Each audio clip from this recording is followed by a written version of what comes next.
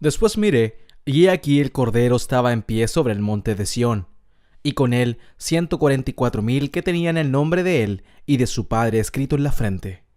Y oí una voz del cielo como estruendo de muchas aguas, y como sonido de un gran trueno, y la voz que oí era como de arpistas que tocaban sus arpas.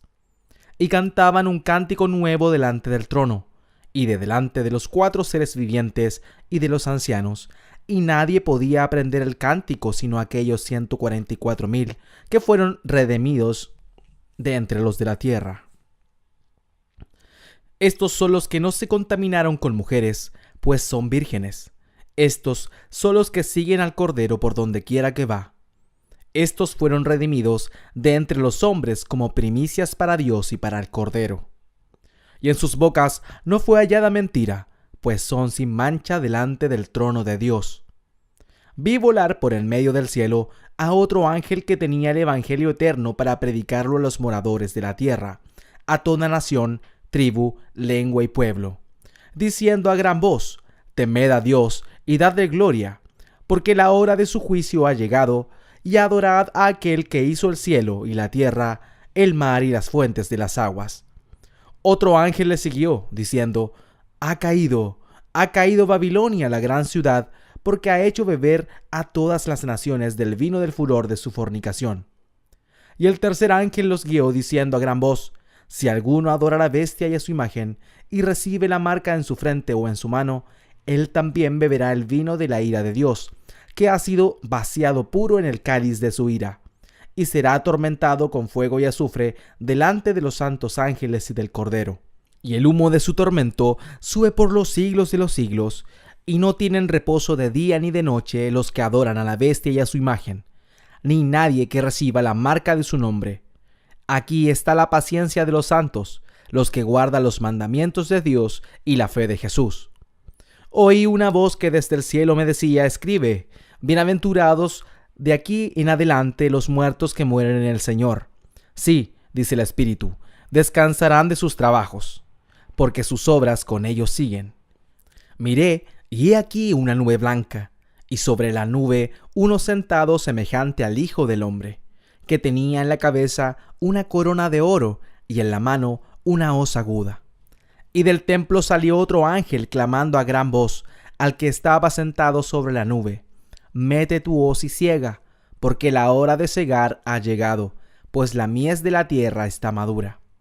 Y el que estaba sentado sobre la nube metió su hoz en la tierra, y la tierra fue segada. Salió otro ángel del templo que está en el cielo, teniendo también una hoz aguda.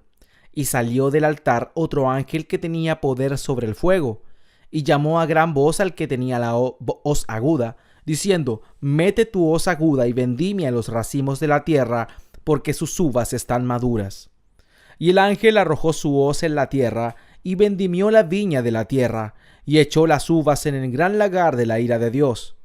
Y fue pisado el lagar fuera de la ciudad, y del lagar salió sangre hasta los frenos de los caballos por 1,600 estadios.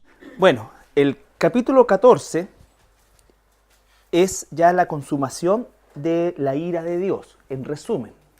Ya la caída de Babilonia y el Armagedón, que son los dos grandes eventos que se citan ahí, van a ser descritos en mayor detalle en los capítulos siguientes. Pero aquí se consuma, por así decir, la ira de Dios, ¿ya? Entonces estamos hablando del final de la segunda mitad de la gran tribulación, de la tribulación, llamada también la gran tribulación, ¿ya? Entonces, por eso es que el capítulo 14, 15 y 16 están, digamos, unidos, porque hacen descripción justamente de ese último periodo, Y ya el capítulo 14 comienza con un contraste en relación al tercero, que habla principalmente de las dos bestias. El capítulo 14 habla de Jesús, de los 144,000, ¿no es cierto? Y de ángeles que van a ejecutar un juicio sobre esas bestias del capítulo 13, ¿ya? Pero vamos a analizar un poco el capítulo 14, versículo 1 al 5. Dice: Después miré, he aquí el Cordero estaba en pie sobre el monte de Sión, y con él 144,000 que tenían el nombre de él y el de su Padre escrito en la frente. Nosotros vemos acá, ¿no es cierto?, que hay 144.000, que son los mismos 144.000 del capítulo 7, ¿ya? Pero que ahora aparecen con Jesús en el monte de Sión, ¿ya? Bien, el tema de estos santos victoriosos, estos 144.000, hay una posición en relación a ese monte de Sión, ¿ya? Porque como el capítulo 14 es un resumen de la última etapa del libro, digamos de los últimos 7 capítulos, incluido el milenio, por supuesto, ¿no es cierto? Piensan que esta visión del monte de Sión es el monte de Sión terrenal y que estos 144.000 que aparecen ahí están ya resucitados, por supuesto, porque la gran mayoría de ellos va a morir como mártires, y efectivamente corresponde al monte de Sión terrenal. Algunos pasajes como el Salmo 2, 6 al 9 y el libro de Isaías 24, 23 nos hablan de ese reinado milenial del Señor Jesucristo desde el monte de Sión. El monte de Sión es la colina oriental donde estaba emplazado el templo de Salomón, que hoy día ocupa esa explanada en las mezquitas, donde están las mezquitas. Es el monte Sión, ¿ya? ¿Se acuerdan que Herodes amplió eso, hizo un terraplén mucho más grande para hacer lo que se pasó a llamar después el área del templo? Salmo 2, 6, 9. Pero yo he puesto mi rey sobre Sión, mi santo monte. Yo publicaré el decreto. Jehová me ha dicho, mi hijo eres tú, yo te engendré hoy. Pídeme y te daré por herencia las naciones, y como posesión tuya los confines de la tierra. Los quebrantarás con vara de hierro, como vasijas de alfarero los desmenuzarás. Ya, ese pasaje que se repite también en el libro de Hebreos, ¿no es cierto?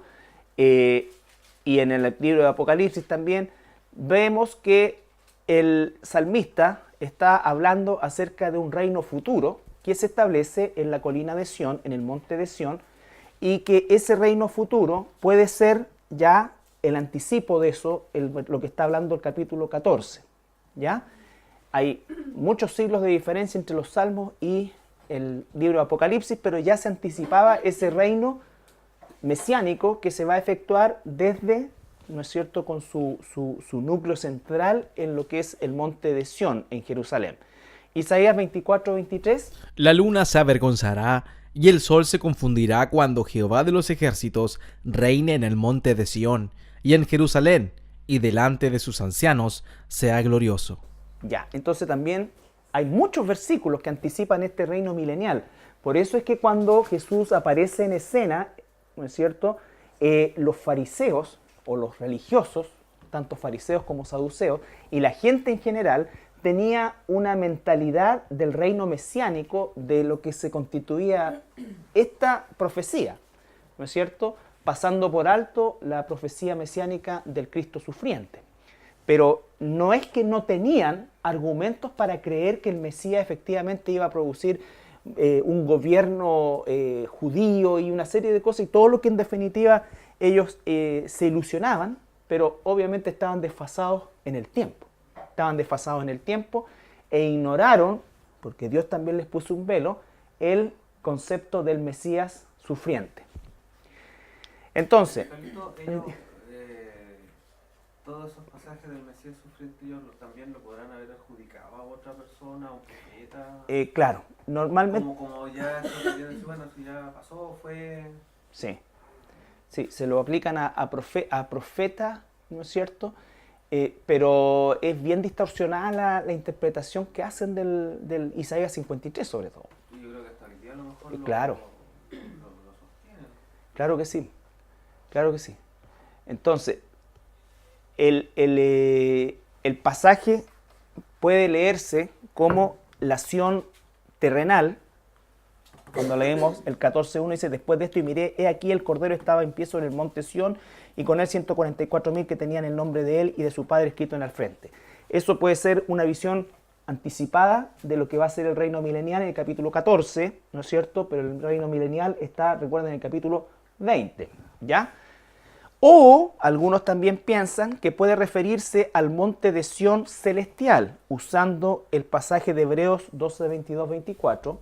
Sino que os habéis acercado al monte de Sión, a la ciudad del Dios vivo, Jerusalén la celestial, a la compañía de muchos millares de ángeles, a la congregación de los primogénitos que están inscritos en los cielos, a Dios, el juez de todos, a los espíritus de los justos hechos perfectos, a Jesús, el mediador del nuevo pacto, y a la sangre rociada que habla mejor que la de Abel. Ya. Entonces ahí tenemos una alusión nosotros a la Jerusalén celestial, que también está sobre un monte que se llama también el monte Sión, pero estamos hablando de la Jerusalén celestial. Entonces, hay algunos que piensan que puede ser esa Jerusalén la que hace alusión en el capítulo 14, versículo 1, o el anticipo del reino milenial en la Sión terrenal. ¿Ya? Ahora, cualquiera sea el caso, tenemos nosotros ya la figura de Jesús como rey y estos 144.000 también como súbditos, que también son llamados primicias. Ya glorificados, claro. Ya sea que estén en la Sión terrenal o en la Sión celestial. Pero, por si acaso, para que tengan las dos posiciones, porque como dijimos, como estamos hablando de una situación que pertenece al futuro, no podemos descartar cosas que sean acorde con lo que dice la palabra. O sea, cuando son interpretaciones privadas, obviamente se tienen que descartar de plano. Pero aquí la Escritura nos entrega la posibilidad de que sea uno u otro.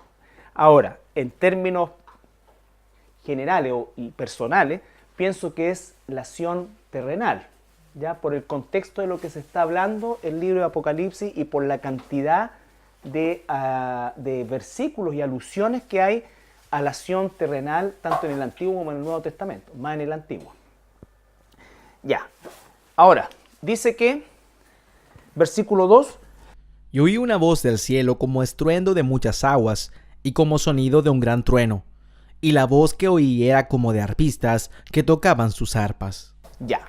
Entonces, tenemos que hubo anteriormente un toque de trompetas, que eran anuncios, ¿no es cierto? Eran anuncios. En este caso, anuncio todos sellos de juicio. Pero cuando aparece en las arpas, en la Escritura, siempre se asocian a fiesta, a regocijo y a gozo. Hay mucho también de eso. Veamos 2 Samuel 6:5. Y David y toda la casa de Israel danzaban delante de Jehová con toda clase de instrumentos de madera de haya, con arpas, salterios, panderos, flautas y címbalos. Ya. Entonces las arpas están asociadas siempre a celebración, a gozo. Primera de Crónicas 13:8. Y David y todo Israel se regocijaba delante de Dios con todas sus fuerzas, con cánticos, arpas, salterios, tamboriles, címbalos y trompetas. El 15:15. Ahí mismo, Primera de Crónicas, perdón. Y los hijos de los levitas trajeron el arca de Dios puesta sobre sus hombros en las barras, como la había mandado Moisés, conforme a la palabra de Jehová. Asimismo dijo David a los principales de los levitas que designasen a sus hermanos a cantores con instrumentos de música, con salterios y arpas y címbalos, que resonasen y alzasen la voz con alegría. Ya. Entonces,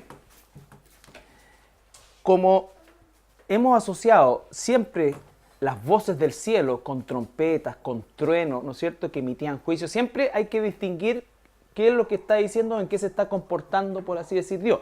En este caso, la voz que se escucha no es una voz de juicio, sino que es una voz de júbilo, ¿no es cierto? Y oí una voz del cielo como estruendo de muchas aguas y como sonido de un gran trueno. Y la voz que oí era como de arpistas que tocaban sus arpas, o sea, mantiene la consistencia como un trueno fuerte, como agua, pero cambia la motivación. Esta es una motivación de júbilo, de gozo. En las otras, de juicio. ¿Ya? La misma voz, pero de juicio. Estos son elementos que se asocian a la voz de Dios, ¿no es cierto? Por lo tanto, es Dios que en este momento está hablando con gozo y con júbilo. Versículo 3. Y cantaban un cántico nuevo delante del trono, y delante de los 4 seres vivientes y de los ancianos. Y nadie podía aprender el cántico sino aquellos 144.000 que fueron redimidos de entre los de la tierra. Ya, aquí hablamos de un canto. Estamos en la escena, es una escena de gozo, de alegría, de júbilo. La voz de Dios suena como arpas y Además, hay un cántico nuevo. El concepto cántico nuevo habla también de liberación, de redención, ¿no es cierto? Y es así como está asociado el concepto cántico nuevo en el Antiguo Testamento. Por ejemplo, el Salmo 33, 1 al 5. Alegraos, oh justos, en Jehová, en los íntegros es hermosa la alabanza. Aclamad a Jehová con arpa, cantadle con salterio y decacordio. Cantadle cántico nuevo, hacedlo bien, tañendo con júbilo. Porque recta es la palabra de Jehová, y toda su obra es hecha con fidelidad. Él ama justicia y juicio, de la misericordia de Jehová está llena la tierra. ¿Se dan cuenta? De la misericordia de Jehová está llena la tierra. Con ese versículo nosotros podemos trasladar ese cántico a este periodo. ¿Por qué? Porque en aquel tiempo que escribió David no estaba la tierra llena, ¿no es cierto?, del temor de Jehová. ¿Ya? Entonces eso es importante y eso uno tiene que ir viendo. Aunque fue escrito en ese tiempo, no se olviden que Jesús, ¿no es cierto?, cita salmos cuando incluso está en la cruz. Entonces, todo esto nosotros tenemos que ver todo el Antiguo Testamento cumpliéndose gran parte de sus profecías en este periodo de 7 años. En este periodo de 7 años. ¿Ya? Entonces, ese es el cántico nuevo, que es un símbolo, un signo, ¿no es cierto?, de liberación, de comienzo nuevo, en fin. El Salmo 41. Pacientemente esperé a Jehová, y se inclinó a mí, y oyó mi clamor. Y me hizo sacar del pozo de la desesperación, del lodo cenagoso. Puso mis pies sobre peña, y enderezó mis pasos. Puso luego en mi boca cántico nuevo, alabanza a nuestro Dios. Verán esto muchos, y temerán, y confiarán en Jehová. ¿No es cierto? Eso también podría tener una aplicación más temporal en el caso de David, pero el concepto de cántico nuevo es: me sacó del pozo cenagoso y me dio un cántico nuevo. El Salmo 96, del 1 al 3. Cantad a Jehová cántico nuevo, cantad a Jehová toda la tierra. Cantad a Jehová, bendecid su nombre, anunciad de día en día su salvación. Proclamad entre las naciones su gloria, en todos los pueblos sus maravillas. ¿Está ocurriendo eso hoy día? No, ¿no es cierto? Probablemente entonces ese pasaje también tendrá una aplicación más cercana al capítulo 14 de Apocalipsis que estamos analizando. ¿Ya? Entonces vemos que el concepto cántico nuevo que aparece acá es un concepto conocido en el Antiguo Testamento por el apóstol Juan, que es quien está en este caso, ¿no es cierto?, recibiendo esta revelación. Entonces dice: oí, volvemos al versículo 2, y oí una voz del cielo como estruendo de muchas aguas y como sonido de gran trueno, y la voz que oí era como de arpistas que tocaban sus arpas. La escena es de júbilo, y cantaban un cántico nuevo delante del trono y delante de los 4 seres vivientes y de los ancianos. O sea, esta escena está arriba, ¿no es cierto? Y nadie podía aprender el cántico sino aquellos 144.000 que fueron redimidos de entre los de la tierra. Eso nos daría otro argumento para pensar que el Sión que están hablando en el versículo 1 pudiera ser el celestial. Pues no lo podemos desconectar de esos tres. Por eso digo, son dos posiciones. ¿Ya? No cambia la situación para nosotros, una situación futura. El punto es que efectivamente aquí ya vemos la consumación y ya hay júbilo. Por lo tanto, se está hablando de que el plan de Dios se ha consumado. Sin embargo, el capítulo 15, 16, ¿no es cierto?, nos van a entregar el detalle, 15, 16 y 7, y 18 también, nos van a entregar el detalle de lo que va a describir después. ¿Ya? Versículo 4. Estos son los que no se contaminaron con mujeres, pues son vírgenes. Estos son los que siguen al Cordero por donde quiera que va. Estos fueron redimidos de entre los hombres como primicias para Dios y para el Cordero. Tenemos su pureza. Aquí muchas veces se ha pensado que el tema pasa por considerar las relaciones sexuales como impuras.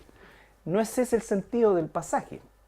Recuerden ustedes que la época que se está viviendo, ¿no es cierto?, no va a ser una época de matrimonio, ¿me entienden? No va a ser las relaciones. Si hoy día nosotros nos sorprendemos que las relaciones son, entre paréntesis, ayer fui a comprar un bombín y como a las 2 de la tarde, sí, pues ahora. Y pasé por el cine y estaban haciendo la tremenda fila y habían 2 niñitas de la mano y dándose beso. Y nadie miraba, no. Ni uno, o sea, porque yo ya, ahí después me concentré en el bombín. Entonces, bueno, ¿qué es lo que está diciendo? En definitiva, nosotros estamos viendo una tenue visión de lo que va a ser la perversión. Y no se olviden que el área que Satanás usa de manera predilecta para pervertir varones y mujeres es el área sexual, ¿ya? La sexualidad. Por eso es que dice que no se contaminaron con mujeres, entendiendo que el sexo de esa época en particular va a estar más condenado, más pervertido que nunca, en todo orden de cosas. Hombres y mujeres, mujeres, hombres, fin. Pero ellos, ¿qué pasa? ¿Qué pasa, por ejemplo, para qué fueron ellos tomados? ¿Se recuerdan cuál era la función de los 144.000? Predicar el evangelio. ¿Qué va a tratar de hacer el anticristo con ellos? Detenerlo, ¿no es cierto? Por supuesto, con las más sanguinarias formas que pude hacerlo. Por lo tanto, pensar en casarse, pensar en tener una relación sentimental estable para casarse. Impensado. Primero, porque el periodo de tiempo es súper corto.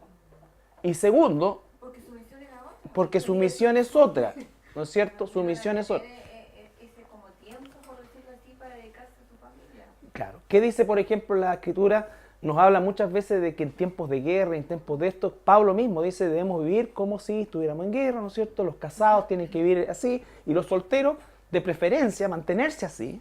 ¿Por qué? Porque en definitiva pueden servir con mucha más libertad al Señor, ¿ya? No peca el que se casa, no peca el que no se casa, pero es más conveniente, dada la circunstancia que está viviendo también el apóstol Pablo, ¿no es cierto?, no casarse, porque estamos en una situación absolutamente de persecución, en el caso de Pablo, ni hablar de estos 144.000. Entonces, esa contaminación no es algo generalizada a la relación sexual en la Escritura. ¿Por qué? Porque la relación sexual es una bendición que Dios entrega enmarcada dentro del matrimonio, ¿ya? Enmarcada dentro del matrimonio. Por lo tanto, se está refiriendo específicamente a eso. Si nosotros pensamos, por ejemplo, en 2 Tesalonicenses capítulo 2, versículos 6 al 8. Importante este pasaje. Y ahora vosotros sabéis lo que lo detiene, a fin de que a su debido tiempo se manifieste, porque ya está en acción el misterio de la iniquidad, solo que hay quien al presente lo detiene, hasta que él a su vez sea quitado de en medio. Y entonces se manifestará aquel inicuo, a quien el Señor matará con el espíritu de su boca, y destruirá con el resplandor de su venida. Ya. Aquí hay algo súper claro, ¿no es cierto? El pasaje nos está diciendo que incluso a pesar de toda la perversión que vemos y con la celeridad, como decía Solercio, que se están desarrollando los eventos malignamente, hay algo que detiene que eso sea ya desbocado totalmente, ¿no es cierto? Desbocado totalmente. Bueno, el Espíritu Santo que está en la iglesia hoy, o la iglesia, mejor dicho, ¿no es cierto?, que todavía está acá, es el gran tampón, por así decir, de la maldad, o por lo menos debería serlo, ¿ya? Entonces, eso indica que aún con la presencia de la iglesia, nosotros que estamos en esta parte del mundo, vemos con pavor situaciones que ya son normales en nuestra realidad social, pero que hace varias décadas es normal en los países, entre comillas, desarrollados, ¿ya? Exactamente, entonces ahí ya no solamente está aceptado, en fin, es otra realidad que nos está chorreando ya hace un tiempo a nosotros. Pero esto que para nosotros hoy día resulta todavía con cierto pudor para los cristianos, ¿no es cierto? Y algunas personas quizás de mayor moral, entre comillas, pero hoy día ya es una realidad. Sin embargo, con todo eso, la iglesia todavía, de manera imperfecta, pero detiene. Cuando la iglesia sea quitada, esto va a ser, imagínense lo que significa el libertinaje. Por lo tanto, el concepto que está aplicando acá, que no se contaminaron, se está refiriendo a ese tipo de personas, a ese tipo de mujeres. Es como que alguien dijera no se contaminaron. Por ejemplo, las hijas de Lot. Según ustedes dice que eran vírgenes, ¿ya? Si ellas pudieron concebir después de su propio padre en un pecado horroroso, significa que ya eran jovencitas en posición de casarse. Sin embargo, estaban todavía vírgenes. ¿Por qué? Y las tenía fondeadas. ¿Ya? ¿Por qué? Porque las condiciones de depravación que habían en Sodoma, obviamente no iba a llegar un galán, ni el príncipe azul, ni verde, no daba ni va negro. ¿Ya? Entonces, eso es también importante entender. Lot guardaba a sus hijas para que no se contaminaran. ¿Ya? Entonces, lo mismo con estos 144.000, aparte que, como dice, ¿no es cierto?, mi hermana, no era el propósito, como el propósito de Jesús tampoco era venir a formar una familia, ¿no es cierto? El de los 144.000 tampoco. ¿Ya? Entonces, ahora sí, 1 Tesalonicenses 4:3. Pues la voluntad de Dios es vuestra santificación, que os apartéis de fornicación. Ya. Eso es dentro del periodo de la iglesia, es un mandato para nosotros, ¿no es cierto? ¿Cuál es el mandato para nosotros? Santificación. Y toca ahí puntualmente, ¿qué cosa? La palabra porneae, que significa cualquier impureza o inmoralidad sexual, ¿no es cierto? Eso es para nosotros hoy día ley también, ¿no es cierto? Las condiciones están retenidas, pero eso no significa que nosotros tenemos que vivir en santidad igual, porque la tentación, la depravación, la concepción sociocultural, todo lo que hay con respecto al sexo hoy día está más pervertido que nunca, ¿no es cierto? Y el cristiano tiene que vivir en santidad. Por lo tanto, este principio que es para nosotros fundamental y vital, lo va a hacer mayormente para aquellos, no solamente para los 144.000, sino para todos los cristianos, cristianos que van a ser quizás solteros, viudos, separados, ¿no es cierto? En fin, la condición que estén en esa época, cuando se conviertan, es la condición en que el Señor les pide que se queden, ¿ya? Va a ser difícil considerar un matrimonio para alguien que como se convierte en aquella época y sabe lo que está sucediendo, no creo que tenga un interés de formar una familia o ni tiempo para pololear, no sé, ¿ya? ¿Y qué irá a pasar con los niños? Porque van a nacer niños en ese tiempo. Mira, ese es un tema, por ejemplo, que se debate también, pero hay un principio, o sea, como ha sido Dios con los niños durante este periodo, será con los niños en ese periodo también, ¿ya? Entonces, porque incluso después en el tiempo del milenio, ¿no es cierto?, hay como una cierta acepción, que lo vamos a ver en su momento, a la condición de niño, solo que dice que va a ser de 100 años, ¿ya? Entonces, vale decir que 100 años y un día ya se toma como conciencia de pecado y se castiga. Pero lo lógico sería que el trato a los niños menores, ¿no es cierto?, a los sin conciencia todavía, sea igual que el tiempo que estamos viviendo nosotros ahora. Ahora, las posibilidades de que, o sea, obviamente la tasa de natalidad va a descender muchísimo, van a morir muchos niños, muchísimo, ¿ya? Por lo tanto, caerían dentro de lo que es el tema del trato, que tampoco es así como tan claro en la Escritura, pero hay pasajes que indican, ¿no es cierto?, la redención, no por justicia de ellos, sino por imputación de una justicia de Dios siempre, ¿ya? Ok. Bueno, ellos dicen que también son leales en el 14:4. ¿Por qué? ¿Qué dicen?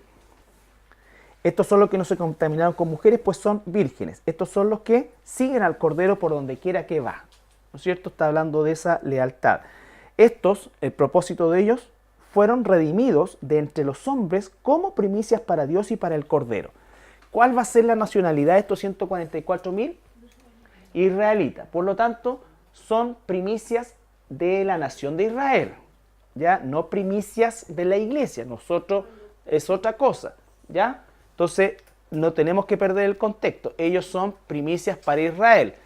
Cuando vemos Deuteronomio 28, 26, 1 y 2. Cuando hayas entrado en la tierra que Jehová tu Dios te da por herencia, y tomes posesión de ella y la habites, entonces tomarás de las primicias de todos los frutos que sacares de la tierra que Jehová tu Dios te da, y la pondrás en una canasta, e irás al lugar que Jehová tu Dios escogiere para hacer habitar allí su nombre. Recuerden, estamos en el concepto terrenal, pueblo entrando a la tierra prometida, ofrenda de primicia, ¿no es cierto? Acá estamos hablando del periodo del milenio, ¿no es cierto? Las primicias para Dios son justamente estos 144.000, porque son 12.000 de cada tribu.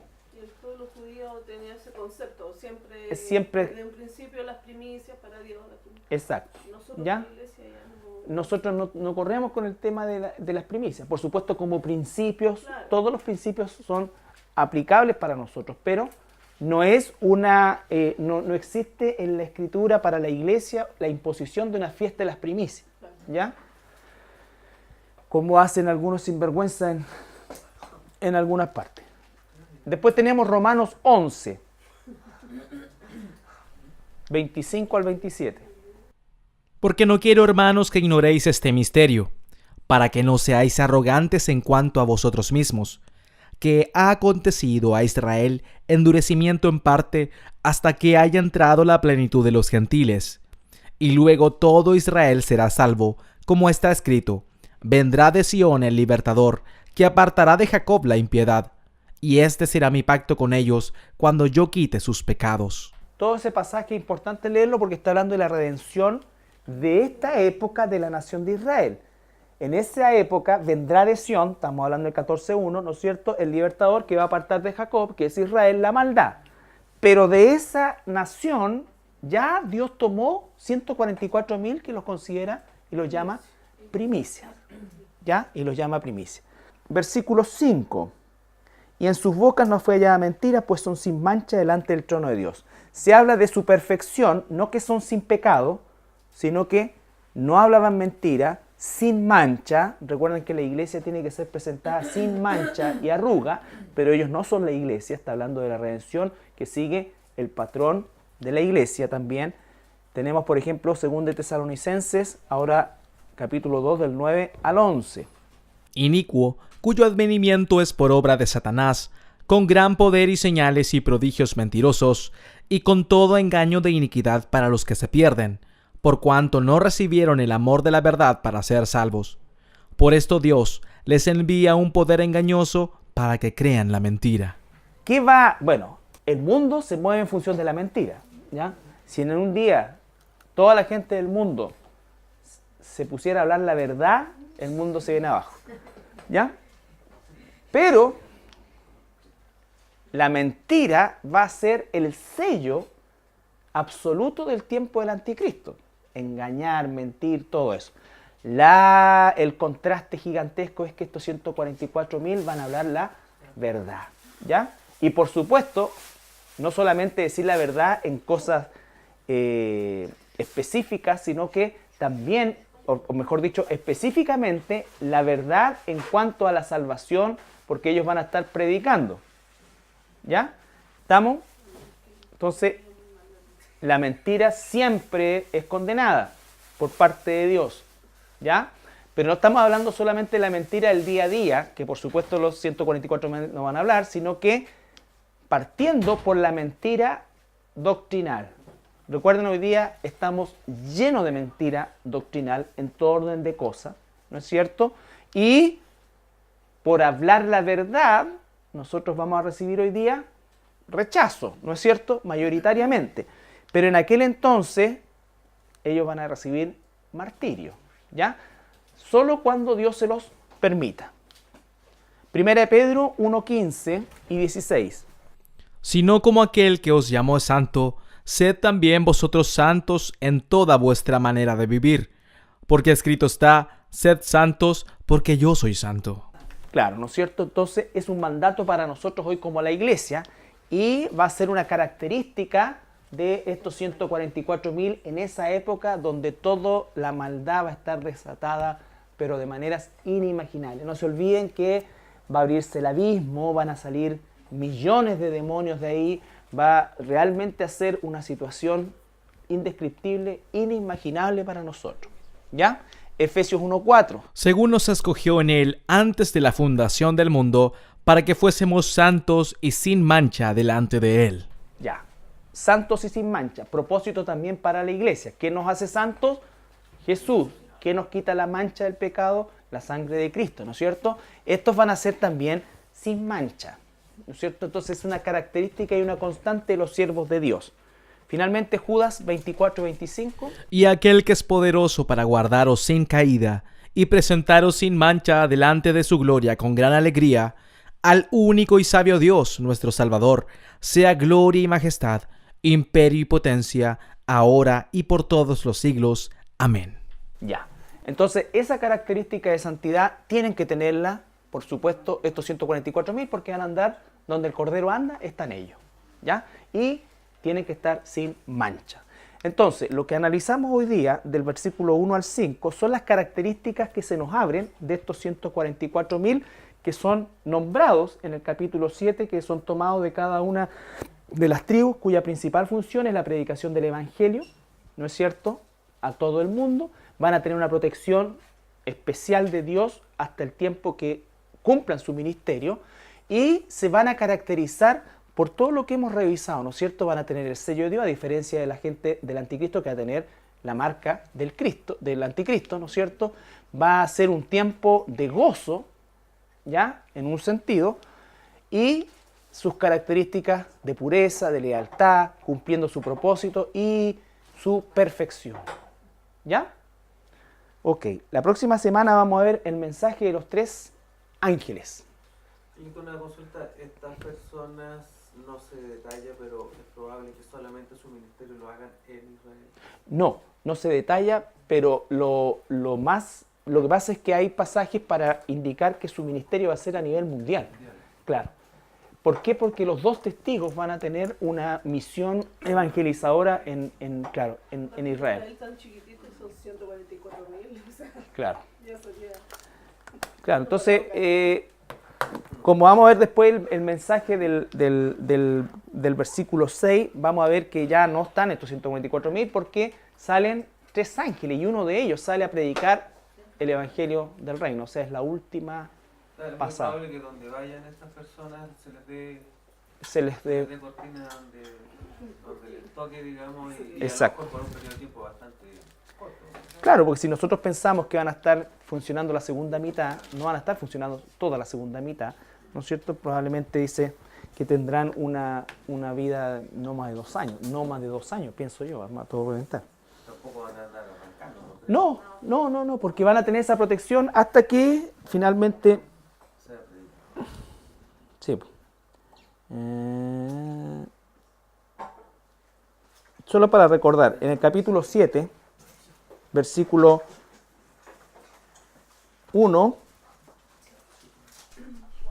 al 4, porque después reescribe los 12.000 que saca de cada tribu. Después de esto vi a 4 ángeles en pie sobre los 4 ángulos de la tierra, que detenían los 4 vientos de la tierra, para que no soplase viento alguno sobre la tierra, ni sobre el mar, ni sobre ningún árbol. Vi también a otro ángel que subía de donde sale el sol, y tenía el sello del Dios vivo, y clamó a gran voz a los 4 ángeles, a quienes se les había dado el poder de hacer daño a la tierra, diciendo: no hagáis daño a la tierra, ni al mar, ni a los árboles, hasta que hayamos sellado en sus frentes a los siervos de nuestro Dios. Y oí el número de los sellados, 144.000 sellados de todas las tribus de los hijos de Israel. Ya, ¿no es cierto? Entonces salen estos 144.000, de ahí sale. ¿Ok? Judá y vendimia los racimos de la tierra, porque sus uvas están maduras. Y el ángel arrojó su hoz en la tierra, y vendimió la viña de la tierra, y echó las uvas en el gran lagar de la ira de Dios. Y fue pisado el lagar fuera de la ciudad, y del lagar salió sangre hasta los frenos de los caballos por 1.600 estadios. Bueno, el capítulo 14 es ya la consumación de la ira de Dios, en resumen. ¿Ya? La caída de Babilonia y el Armagedón, que son los dos grandes eventos que se citan ahí, van a ser descritos en mayor detalle en los capítulos siguientes. Pero aquí se consuma, por así decir, la ira de Dios. ¿Ya? Entonces estamos hablando del final de la segunda mitad de la gran tribulación, de la tribulación, llamada también la gran tribulación. ¿Ya? Entonces, pistas que tocaban sus arpas, y cantaban un cántico nuevo delante del trono, y de delante de los 4 seres vivientes y de los ancianos, y nadie podía aprender el cántico sino aquellos 144,000 que fueron redimidos de entre los de la tierra. Estos son los que no se contaminaron con mujeres, pues son vírgenes. Estos son los que siguen al Cordero por donde quiera que va. Estos fueron redimidos de entre los hombres como primicias para Dios y para el Cordero. Y en sus bocas no fue hallada mentira, pues son sin mancha delante del trono de Dios. Vi volar por el medio del cielo a otro ángel que tenía el evangelio eterno para predicarlo a los moradores de la tierra, a toda nación, tribu, lengua y pueblo, diciendo a gran voz: temed a Dios y dadle gloria, porque la hora de su juicio ha llegado, y ha torturados de aquí en adelante los muertos que mueren en el Señor. Sí, dice el Espíritu, descansarán de sus trabajos, porque sus obras con ellos siguen. Miré, y he aquí una nube blanca, y sobre la nube uno sentado semejante al Hijo del Hombre, que tenía en la cabeza una corona de oro, y en la mano una hoz aguda. Y del templo salió otro ángel clamando a gran voz al que estaba sentado sobre la nube: mete tu hoz y siega, porque la hora de segar ha llegado, pues la mies de la tierra está madura. Y el que estaba sentado sobre la nube metió su hoz en la tierra, y la tierra fue segada. Salió otro ángel del templo que está en el cielo, teniendo también una hoz aguda. Y salió del altar otro ángel que tenía poder sobre el fuego, y llamó a gran voz al que tenía la hoz aguda, diciendo: mete tu hoz aguda a aquel que hizo el cielo y la tierra, el mar y las fuentes de las aguas. Otro ángel le siguió, diciendo: ha caído Babilonia, la gran ciudad, porque ha hecho beber a todas las naciones del vino del furor de su fornicación. Y el tercer ángel los guió, diciendo a gran voz: si alguno adora a la bestia y a su imagen, y recibe la marca en su frente o en su mano, él también beberá el vino de la ira de Dios, que ha sido vaciado puro en el cáliz de su ira, y será atormentado con fuego y azufre delante de los santos ángeles y del Cordero. Y el humo de su tormento sube por los siglos de los siglos, y no tienen reposo de día ni de noche los que adoran a la bestia y a su imagen, ni nadie que reciba la marca de su nombre. Aquí está la paciencia de los santos, los que guardan los mandamientos de Dios y la fe de Jesús. Oí una voz que desde el cielo me decía: escribe, bienaventurados.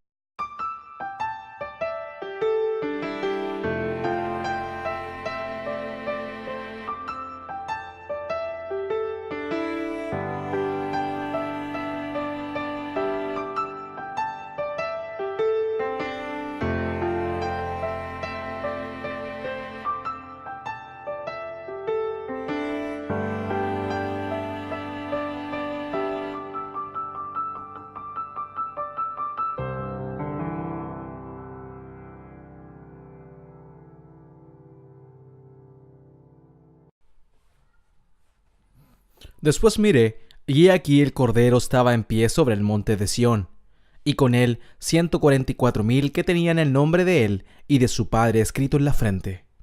Y oí una voz del cielo como estruendo de muchas aguas, y como sonido de un gran trueno, y la voz que oí era como de